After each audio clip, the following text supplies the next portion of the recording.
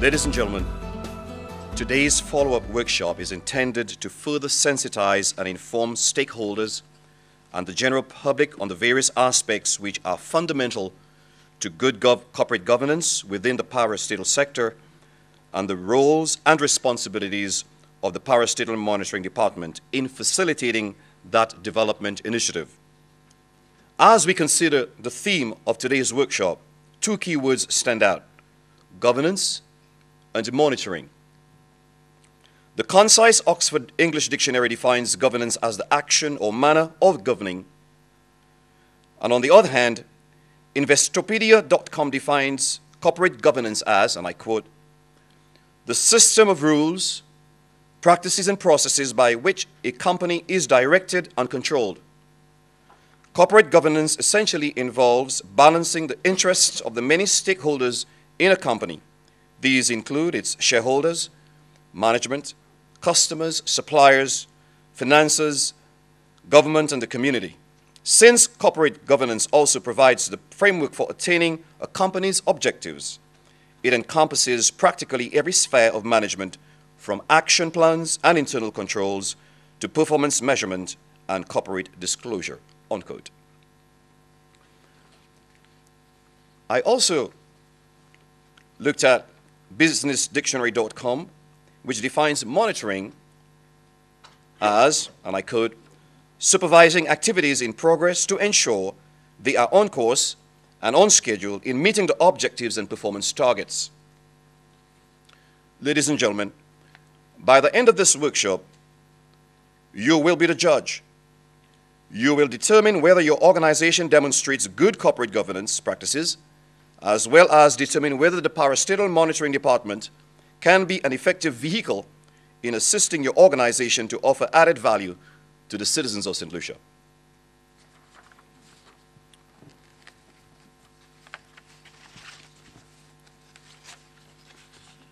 Just before I introduce my boss, the Permanent Secretary with responsibility for the Parastatal Monitoring Department, those of us who know when you introduce your boss, you got to be careful how you do this. So please allow me, ladies and gentlemen, to share a little about the one who is charged with the responsibility of leading the Parastatal Monitoring Department. Mr. Senthill joined the public service in early 1985. He has served in many capacities, including acting assistant accountant in the Ministry of Agriculture. He also served in the Ministry of Planning, Personnel and Establishment and Training as Establishment Officer 1, then on to Establishment Officer 2. I remember my days in the audit office where we rubbed shoulders while he served as the Monitoring and Evaluation Officer of the Mabwea Valley Development Project. Mr. Senthill went on then to serve as Chief Establishment Officer in the public service. He also served as General Manager of one of our parastatal entities, and I'm referring to Radio St. Lucia, after which he moved on to serve as Chief Establishment Officer of the public service in St. Lucia.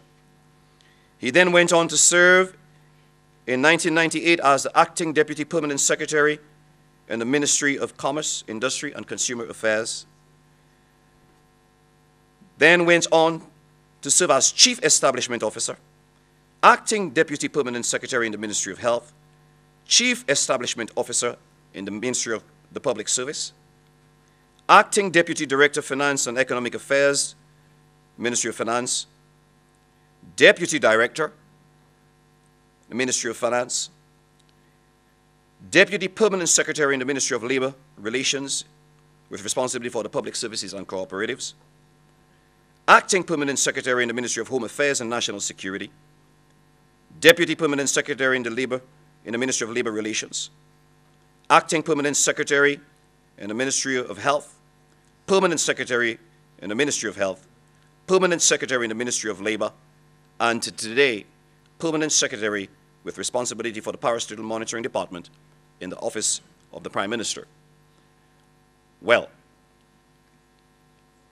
that certainly would give us an idea of the competence and experience of the man charged with the responsibility of bridging the gap between parastatal organizations and central government, especially with regards to playing the pivotal role and important role of monitoring.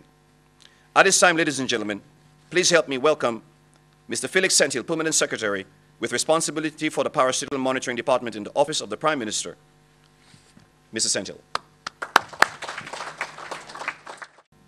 It was exactly 1 month ago that I stood in a similar position at some other location and welcomed you to a similar occasion. Today, I am happy again for the opportunity to welcome and thank you all for accepting our invitation to attend this workshop. This time, the workshop is organized solely by the staff of the Parastatal Monitoring Department in the Office of the Prime Minister, without any external assistance whatsoever.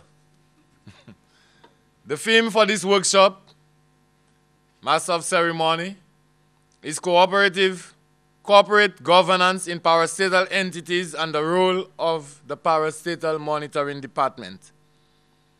This workshop has a different twist to the previous one, in which we examined the basic environment of parastatal monitoring and improving the accountability and performance of parastatals in St. Lucia.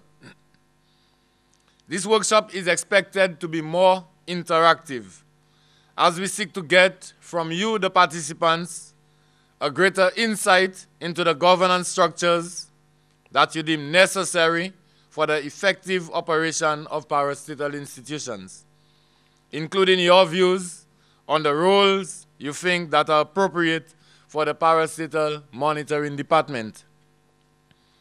Like the previous workshop, this workshop is about improving governance within the parastatal sector, to encourage us as senior executives to develop a culture of compliance rather than one of non-compliance, to encourage us to take bold, prompt, ethical decisions in solving organizational problems, and for us to network and make recommendations, possibly collectively, for improving the parastatal sector.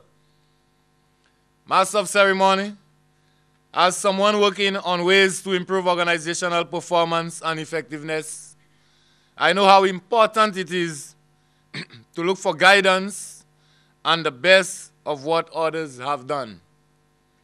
I know that throughout this workshop, Mr. Marius St. Rose, our facilitator, will definitely engage you in thought-provoking ideas and valuable insight and examples of good governance practices. Information will be shared to encourage a high level of strategic thinking amongst participants and possibly a change of strategy and attitude in our approach to fulfilling the mandates of our organizations. It is pointless coming to workshops or perhaps going for costly training if our professionalism and expertise are not affected. If we have not improved after receiving such training, then no matter how it is calculated by the National Productivity Council, Master of Ceremonies, the result will be a reduced productivity index, which of course is an undesirable objective. Master of Ceremony, as people who work within the public sector, we have a duty to ensure that our performance is of the highest ethical standards. We are paid by the people to ensure that our products and services impact positively on their lives. As we made known at the previous workshop, while we are not responsible for managing any parastatal entity, the Parastatal Monitoring Department will gladly provide support in development initiatives such as arranging for the training of senior management in corporate governance, or some other important development initiative. Master of Ceremony, permit me to share some of the findings and suggestions of the CATAC mission, which recently visited St. Lucia with respect to improving governance within the parastatal sector. Observations and suggestions. Non-compliance with auditing and reporting requirements. There have been no consequences for non-compliance. Various options for changing this were raised, but strong signals from the Prime Minister to ministers and parastatals, as foreshadowed in his address to the concluding workshop, that he requires the requirements to be observed. The mission suggested that sector ministries, through the role of each permanent secretary as the accounting officer, have a greater role in ensuring that reporting requirements are observed. The mission also suggested that consideration be given to the Director of Audit, having responsibility for the audit of financial statements, which would provide a regular overview of the timeliness of all parastatal financial statements. And of course, the Director of Audit could always subcontract such auditing activities. Lack of performance information. The mission suggested that there be a formal requirement for parastatals to prepare a 3-year strategic plan, an annual business plan focusing on objectives and performance indicators, based on a template to be developed by the Parastatal Monitoring Department. The envisaged move to some form of performance budgeting will also assist the PMD, who should work collaboratively with the Ministry of Finance, as, of course, the Ministry of Finance itself develops some new approach to budgeting. Limited external review. The main mechanism here will be the PMD. And of course, given its limited resources, it will need to refrain from in-depth reviews, because certainly we do not want to undertake in-depth reviews of parastatal organizations, and to focus instead on identifying major issues in key parastatals which need to be addressed. It would also be appropriate for it to review parastatal strategic plans and performance indicators, but not to have a role in approving them. Ministry of Finance, of course, will strengthen its budget review role through its move to performance-based budgeting. And again, we mentioned that this new form of budgeting is what is being practiced as we prepare our budget for the next fiscal period as we speak. Information on and monitoring of aggregate parastatal debt needs to be improved. The mission even suggested that requiring Ministry of Finance approval for all long-term borrowing by parastatals will assist in this regard. Lack of corporate guidelines for parastatals. The mission suggested that an early task could be for the PMD to establish an owner's expectation manual in which government sets out a corporate governance framework for all parastatals and for them to provide training to all board members in that regard. Excuse me. Lack of a commercial focus in relevant parastatals. The mission suggested that there is potential for a number of parastatals which generate significant user charges to operate on a commercial basis, with profitability and dividend targets, and being liable for all government taxes and charges. Finally, the mission suggested that all these needed changes could be usefully addressed in a new umbrella legislation on the governance of parastatals. Master of Ceremonies, the strategies that we employ must demonstrate greater transparency in the public sector. Greater transparency means increased pressure on systems and controls in order to enhance corporate governance and seek sustainable development. But if that is the course we must pursue to achieve our goals and objectives, then we have no choice given our limited resources. We must develop performance indicators which make the trends in the business transparent and help keep management accountable. And again, I repeat, if that is what we must do to pursue our goals and objectives, then of course this is an action that we must pursue. Master of Ceremonies, let me conclude by asking that all our participants contribute fully to the discussions being held here today. I thank you again for your presence here today and promise that you will not be disappointed. You will return to your organizations well motivated and of course wanting to succeed. Let me again take the opportunity to thank the staff of the Office of the Prime Minister, especially the Permanent Secretary, Dr. Alison Plummer, who has always been supportive of the efforts of the PMD, the staff of the Parastatal Monitoring Department, especially Mr. Linus Ditterville, our financial analyst. Without him, of course, there would be no workshop here today. Mr. Marius St. Rose, our facilitator, who has sacrificed some of his busy schedule for ensuring that this workshop is a reality. And finally, to you, ladies and gentlemen, your genuine interest in improving the state of affairs within the parastatal sector is well appreciated and admired. I thank you all. I think, in concluding, let me say that we all should give ourselves a round of applause. I thank you. This is a workshop and not a talk shop. And I'll start with the interaction. I've said that for us to achieve the best or the most from this exercise, there are about 4 things that we need to do. We need to participate, we need to contribute, we need to interact, and most critically, a major deficiency in our societies, we need to follow up by implementing. I mean, it is sad to see the number of people who pursue university education. They come back with a lot of training and they apply nothing on the job. We don't intend that to happen with this workshop. So implementation and follow-up will be critical.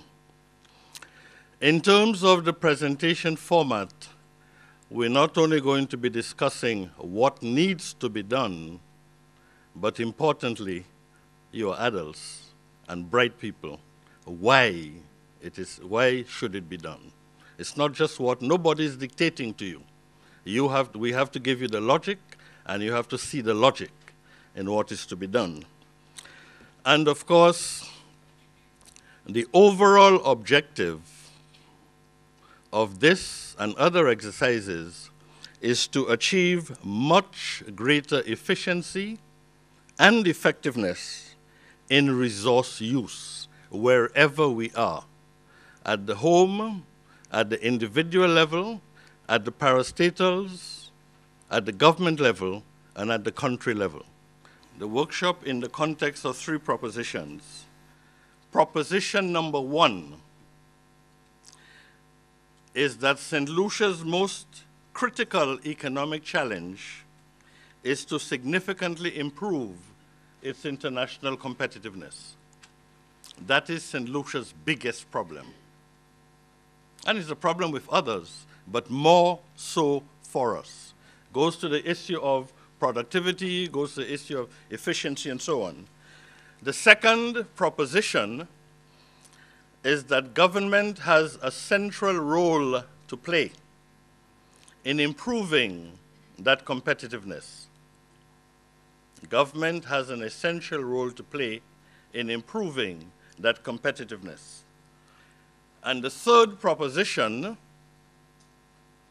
is that parastatals are a significant part of government and have a major role to play in enhancing and achieving international competitiveness. The bottom line is international competitiveness depends as much on you as it is on the private sector, as it is on the civil service. And as will be shown, it depends even more on parastatals and the public sector.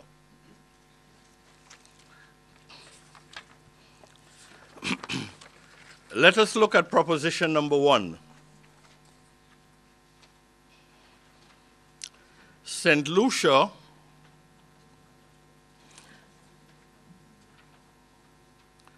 is one of the most open economies in the world. That may mean technical, but all it means is that we depend on the rest of the world for virtually everything.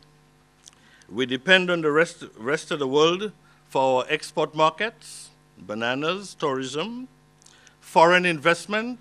Nothing happens if the foreign investor doesn't come in. We depend on the rest of the world for technology. It's either counting on your fingers or using the iPad. The iPad is foreign. On imported goods for domestic consumption and even for our raw materials. We are very dependent, very open economies. And economists calculate an index. And at one time, I knew that St. Kitts was one of the most open economies in the world when it depended very heavily on sugar. If you take its imports and its exports and you divide it by its output, which is GDP, St. Kitts was about 180%. At that time, St. Lucia might have been about 147%. Bearing in mind that China, about 15, 20 years ago, when it was closed, would have a ratio of about 4-5%. Okay? China has now opened up, certainly for the export markets. United States, when it was closed and powerful, didn't have to depend on the rest of the world for oil. It was a virtually closed economy. It just sold. It didn't have to depend on the rest of the world. But we in St. Lucia, just think of it, our consumption, our investment, our production, the goods that we produce, we all depend on the rest of the world, so we're open. Second thing from these, without these investment, technology, etc., our standard of living and quality of life would deteriorate dramatically. I mean, you can go to some tribes in the middle of the jungle in Brazil, and they don't depend on the rest of the world at all, either for anything coming in or they sell nothing to them. But you would not want to live there. Okay, it's primitive. Okay? The third thing from Proposition 1 is that if we are to gain international access to goods and services, the more we want to get that access, we will have to earn to buy them. They will not give it to us. The British, the Americans are not giving. Whatever we want from abroad, whether it's goods or services, it has to be paid for. And if it's going to be paid for, it means that we earn it. In the short term, we can borrow. But borrow has a limit. Borrowing has eventually to be paid at a higher cost. And the other one is the more competitive we are in terms of price, quality, customer service, the more we will be able to compete, and hence the more we will be able to earn to finance our extreme international dependence. The only thing that can bail us out is our productivity, our efficiency, so that people would want our goods. And how do they want our goods? It is based on the price, the quality, and the customer service. And it permeates everywhere, whether it's goods and services. The tourist comes there and we cuss him. We curse the tourists. Customer service is poor. The person working at the hotel who is hostile to the visitor is damaging the quality of our product and our customer service. So at the end of the day, price, quality, customer service, efficiency. That's proposition one. The second proposition is that government is key to international competitiveness. One, government is the largest sector in the economy. Government contributes about 40% of the economy, but it's not only what it contributes, but its influence extends to virtually everything. Okay? As such, the wages set by government, the efficiencies of government, the standards that government sets, these set the benchmark for the society and the economy as a whole. If government makes wages too high, the private sector has no choice but to follow.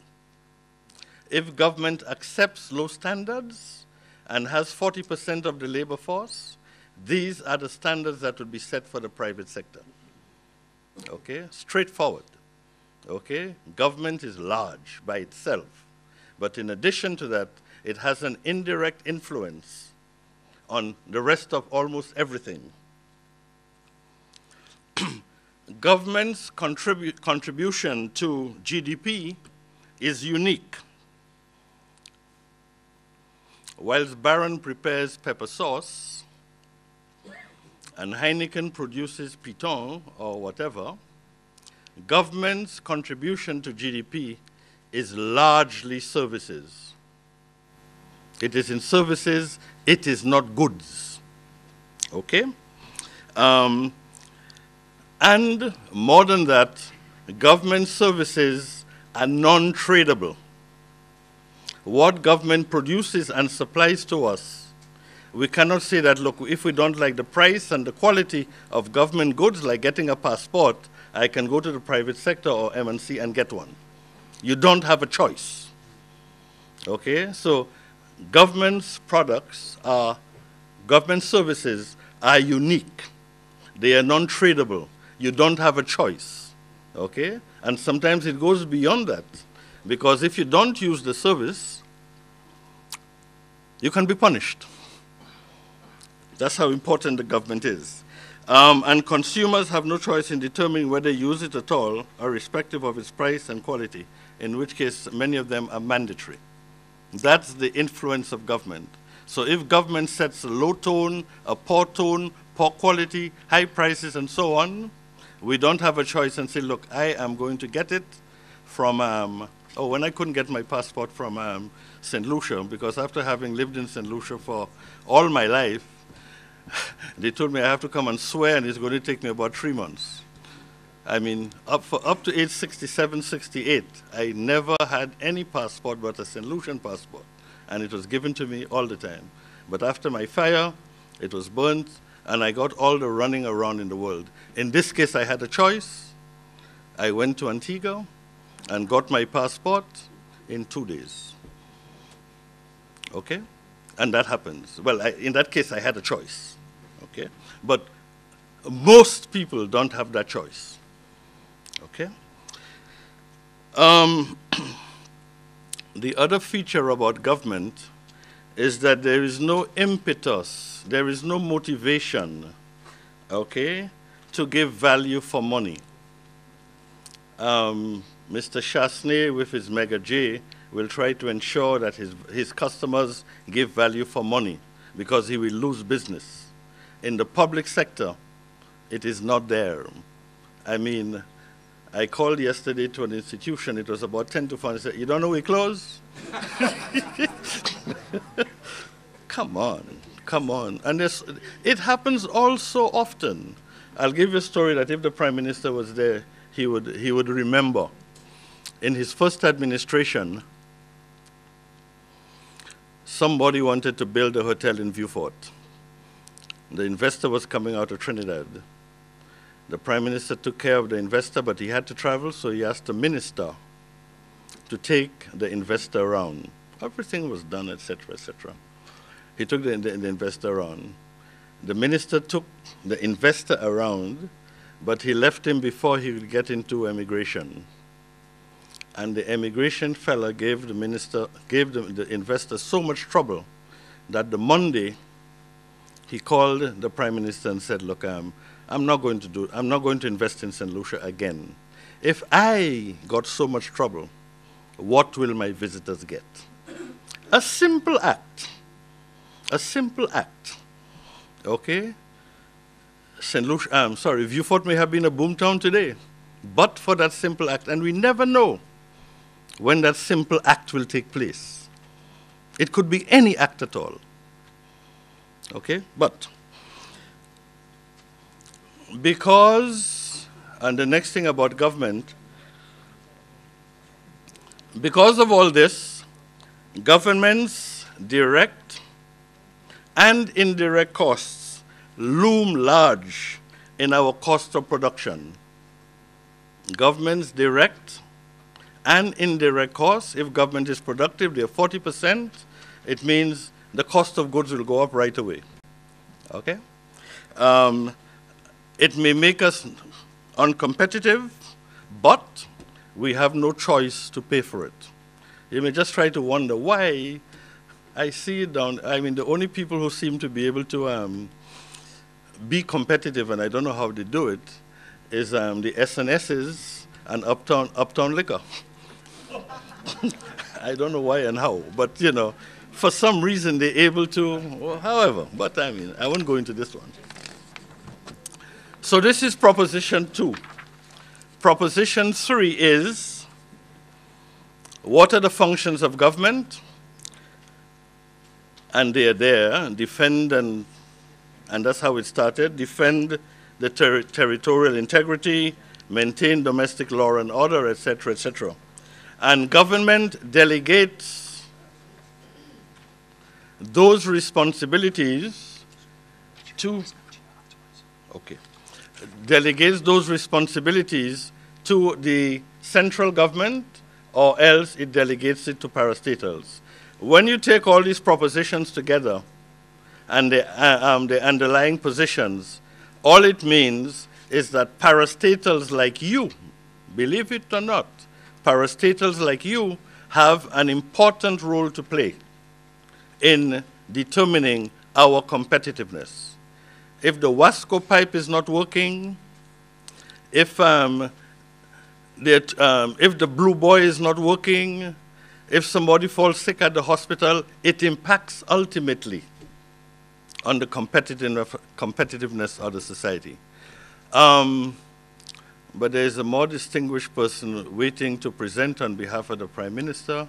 So the charming Permanent Secretary has some words of wisdom from the Prime Minister, which would be very useful in our deliberations. We cannot wait for it. Please.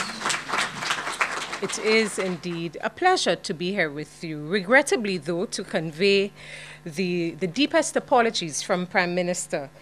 Mr. de Turville mentioned how passionate he was about setting this parastatal monitoring unit off the ground. It's the second time around. The first attempt was in his previous administration. And so recognizing the challenges that PS St. Hill faced in the early days, he naturally went to a standpoint of, let's discuss this. Let's sensitize this. We can't pretend, as Mr. St. Rose mentioned earlier, that we're a particular place and we understand the importance of governance, etc. And so we lash out at people in terms of a punitive action for not complying. But it was indeed his idea to go back to the drawing board. Let's have a discussion about this. Let's ensure that our leaders within the parastatal institutions understand the importance of good governance and how it relates to productivity and improving our competitiveness. PS St. Hill took the battle and ran ahead with it with his staff. And as I said at the last forum, it is so much indeed a pleasure to see this unfold. PS St. Hill made reference to the fact that this session is facilitated and funded by us, by the government of St. Lucia, demonstrating the importance of this is to us. So it's not like a project from outside funding being pushed on us, and it is to, yes, fulfill other obligations. It is to fulfill other obligations, we know, but we're taking taxpayers' monies to ensure that you gain a very keen appreciation for the importance of good governance in parastatal in the parastatal units. I myself am passionate about this. When I returned in '99, I think every year of the past almost 15 years have been involved in parastatal operations, whether through direct management on various boards, and even from a unique experience from sitting in Parliament and receiving the reports, the end point of the accountability to the people. And I did mention at the last session, it was alarming to see the sort of lack of interest in that, the role of Parliament in ensuring accountability at the parastatal level. And it seemed only when something went wrong that, you know, the commissions are set up, and when it hits the talk shows, the political excitement, we want to pay attention to after the fact. So this session is important. It's nice to see the room filled, and there are a couple of empty seats, but it says something too about all of us here in the room. I could very well be seated right there with you. And so I share the concerns you yourself have as operators within the system of the need to be part of a system that ensures accountability.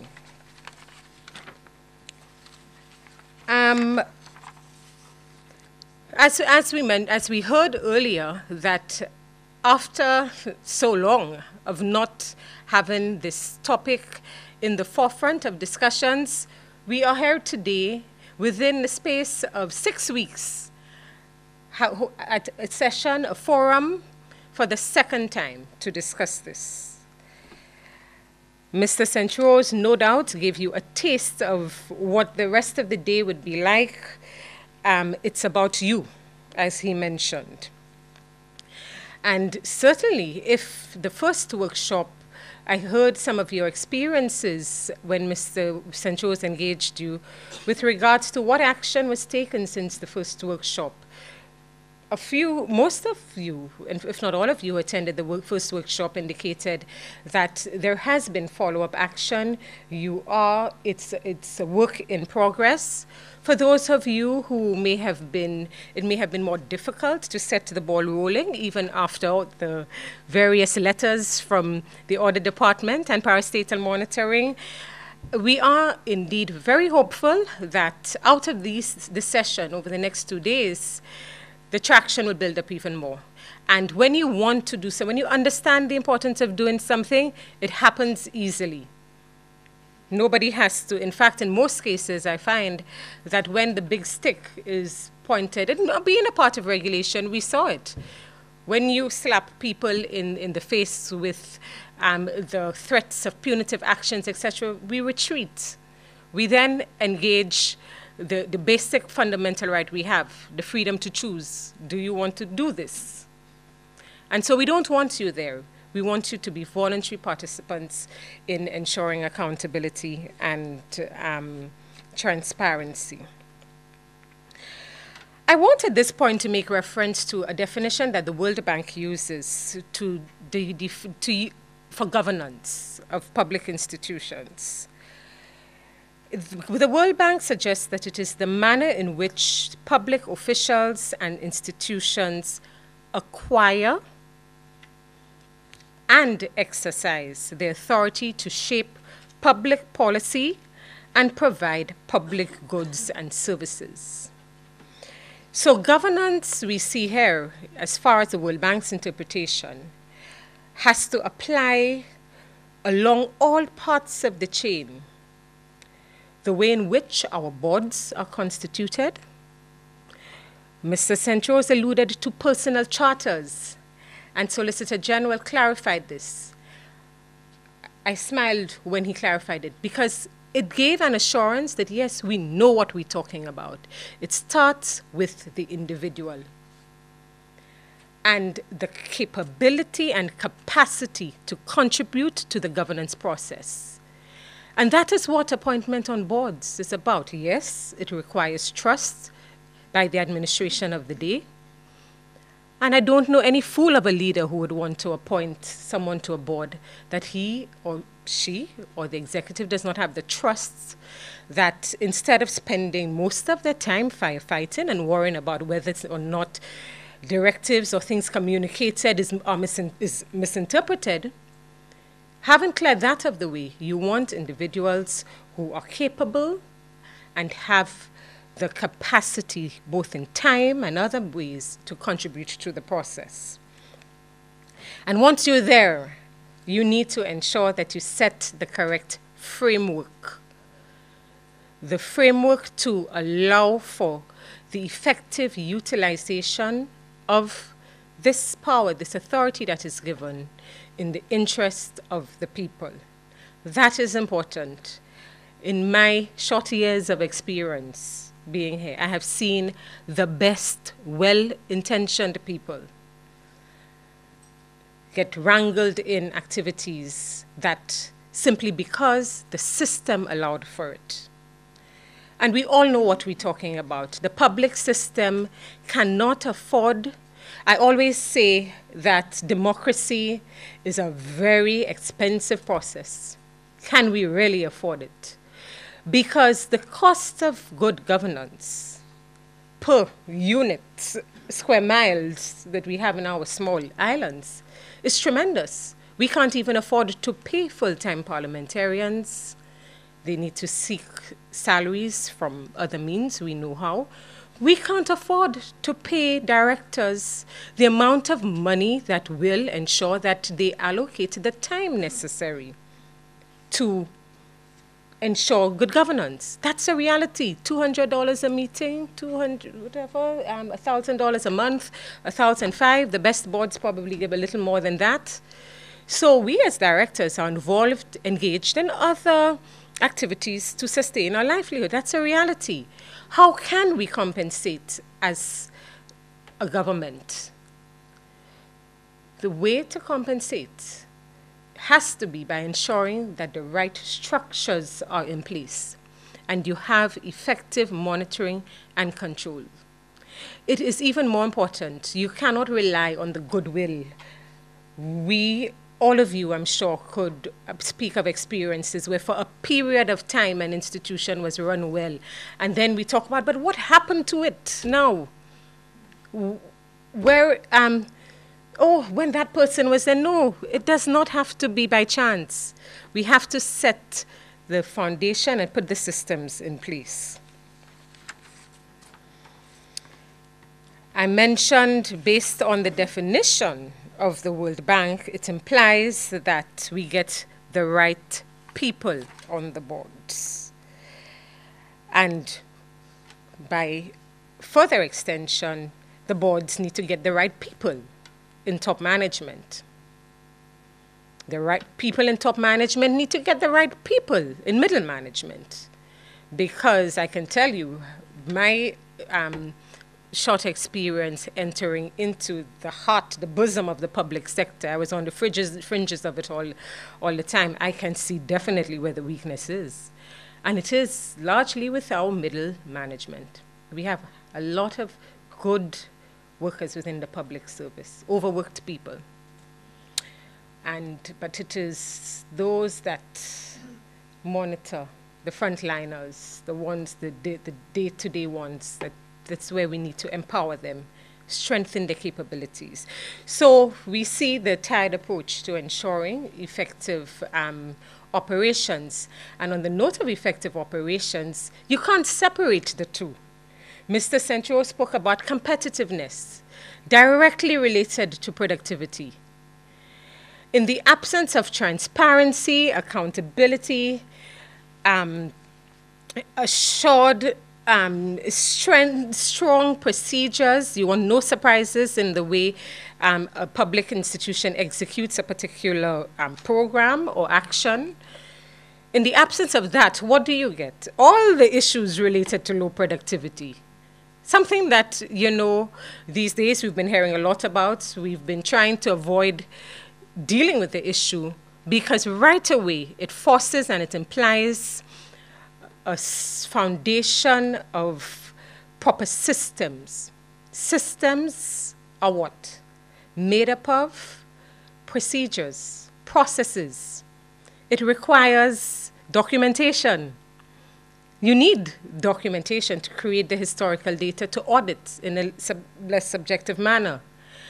And that's something that we have a really strong aversity, I think, towards. We get frightened when we talk about we need to establish a system to do something. Perhaps it's how it has been used in the past. There's been little confidence in terms of the as it relates to the transparency of the review process. We have to correct these issues as well, but we cannot shy away of putting the systems in place to define the workflow. What are the steps to be taken if an application goes in to get that passport? Who are the critical, who bears the responsibility at the critical points? Too often we talk about management, measurement, decision-making by measurement, and we want to measure. We put maybe somebody an auditor in place or whatever, but what are they auditing? There's no system to audit. No system, exactly. And so maybe we make quick to put it, there's no easy way, you know, to do this thing. Say you put something in place on paper, it comes from the head, not involving the users of the system, and then it's abused. When the auditor is faced with the data, it's meaningless. We need to ensure that it starts from, it's an inclusive process to begin with.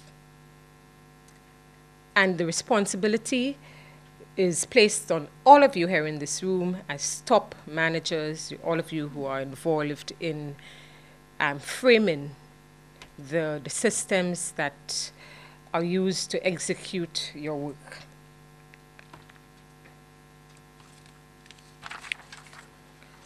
I want to touch on another aspect that has been alluded to as earlier on, but the IMF speaks to it directly.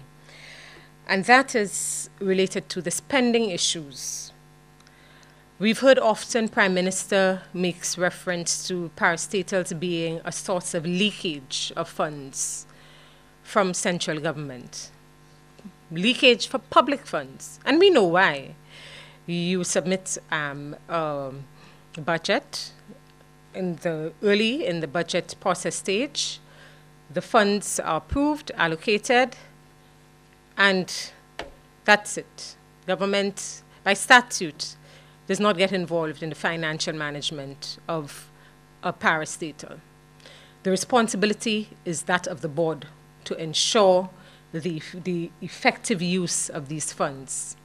In the absence of proper reporting, we've seen many cases where statutory bodies either, you know, they spiral, and it's because they're allowed to. That's what we want to address. The international community, they're speaking to it. Now more than ever before, we are under the scrutiny of the international financial community. Because at the end of the day, the burden is on them. We go clamoring to them. So suddenly, the young nations who may have perhaps by accident, I say, I don't know, maybe some people may have a different view, but we've benefited over the years of some level of growth spurts, whether it is through by preferential trading regimes, through bananas, or by maybe more recently a Cricket World Cup, etc. We largely have not demonstrated to the international financial community that we have the structures in place to allow for growth on its own. So we're being exposed. They're looking at all of this. They're criticizing us for how we manage not just the public funds that are within our control. But any indirect use of public funds, they're looking closely at contingent liabilities. And so we need to respond, because we cannot get to the other level. The same assistance, the same objectives we want to meet that are necessary to help us to grow the economy, which is to increase productivity, increase our skill set or whatever, we need to look to them to get the assistance, the financing, to help us develop that capacity to grow. So we can't have our cake and eat it, ask them for money to train our people to think, and not put the structures in place that have been tested, tried, and proven to allow for an increased productivity. We can't run away from it anymore. I think when we look back at the period we're going through, the sort of crises with regards to the economy that we're left with, and I want to add that the crises that not entirely dependent on the global financial situation. The global financial situation has exacerbated the vulnerabilities, exposed us. But we were never really poised to take advantage of the shift in opportunities that presents itself in this sort of environment. Other countries are doing it. So let's be real with our situation. Through parastatal, no doubt throughout the course of the day, I know Mr. St. Rose's will speak about the objectives of a parastatal institution, why one is set up to carry out a particular function. It's not to hide away from, and it has happened in some cases. Sometimes at the last session, in the atmosphere, levity, we spoke about the Siberia issue, right? Some of you may remember some parastatals actually behave like that. That they perhaps in Siberia, protected, sheltered by their own legislation. They're working well. They're getting money, so perhaps, because they're not begging government, they're not in the public's eyes, as opposed to those on the opposite end that deliver service to the public and the private sector themselves are even more exposed than some governmental departments. So we know that we have parastatals on two ends of the spectrum. But parastatals account for quite a handsome amount of the employment in terms of both numbers and value. Through parastatals, you get a lot of the salaries within parastatals. If we heard of the public institutions being characterized now by higher salaries than the private sector, I think it starts off a lot. There are a lot of parastatals among us that allow for that, and that's okay. That's fine. I'm not here. In fact, when I say that's okay, this is not a statement of the Prime Minister's, quote unquote. But then at the end of the day, we look at the ability to satisfactorily meet the expectations. If the risk is higher, if you're held more accountable, then it's up to the board and what you can afford to negotiate the terms. That's fine. But it's the moral accountability, being liable for your actions once you're in the position. These are all of the things the IMF they're looking at and they're commenting on. I mentioned earlier that productivity is intrinsically linked with with good governance and requires a structured format, a framework underpinned by processes.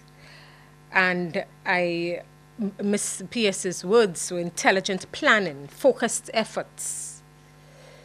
The purpose of the board is not to be distracted, as tempting as it is when you're dealing with weak management.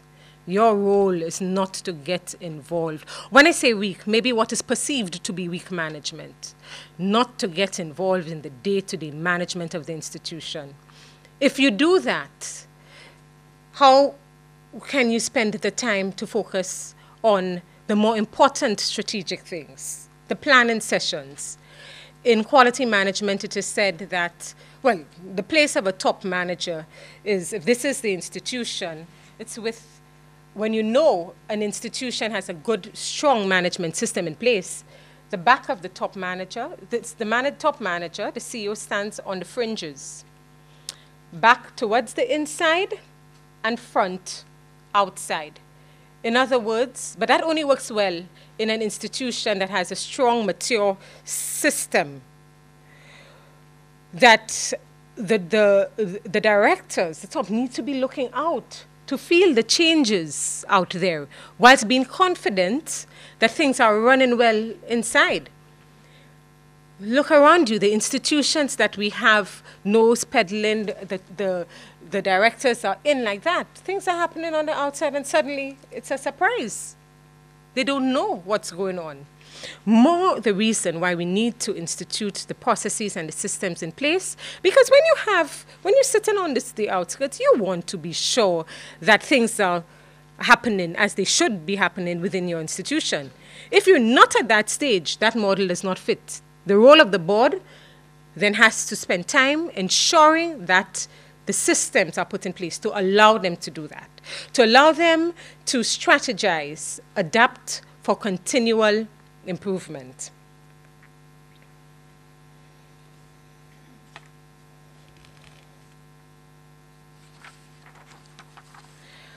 I want, in ending though, I want to emphasize that the development of a parastatal monitoring unit within government by no means absolves that responsibility that we've spoken about throughout the morning from the board. And the blame game is never, ever going to be shifted to that unit or to the audit director. You're accountable to the people. You are responsible for your organization. And in spite of all the role the department is playing now in facilitating, ensuring that you get to that level where you do it effectively, this will largely be the role to ensure that, yes, you stay on track, to alert Prime Minister, government of where there may be potential weaknesses. Your accountability constitutionally remains through the Parliament and through the Audit Office. So you have two. I do not see that right now, the times that we're in, there's a lot to be excited about. Where we're going to be in the next 5 years, certainly we would be dealing with other issues and not dealing with issues that relate to effective governance of our local institutions. And hopefully 5 years from now, maybe when PS or another person at the podium, you'll still be meeting, yes, but to discuss other things. Perhaps he may want to work with you all to strengthen your strategic planning, to help you all in looking forward, adjusting to whatever changes of the time. But we need to get those prerequisites in place that underpin the productivity challenge, poor work ethics, all of that, yes, relates to loss of money and an uncompetitive state at the end of the day. On that note, I want to thank again Mr. St. Rose.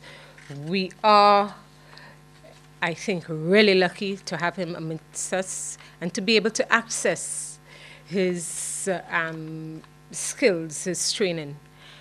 Mr. St. Rose, as I said, hearing him a number in a different fora, has a very good ideology supported by the wealth of experience he's had in dealing with parastatals and other corporate bodies. Prime Minister, indeed, also likes to use any public opportunity to express his satisfaction at the performance of the unit. the parastatal unit. The passion in which, amidst all the challenges, I'm aware of some internal challenges they have, but they just want to get it done. They just want to get the work done. And I want to perhaps just pause to give a clap to the unit. It's a small team, but they have the right ingredients. On that note, I say thank you to Masters of Ceremonies, head table, to all of you, and I wish you a very productive session over the next 2 days.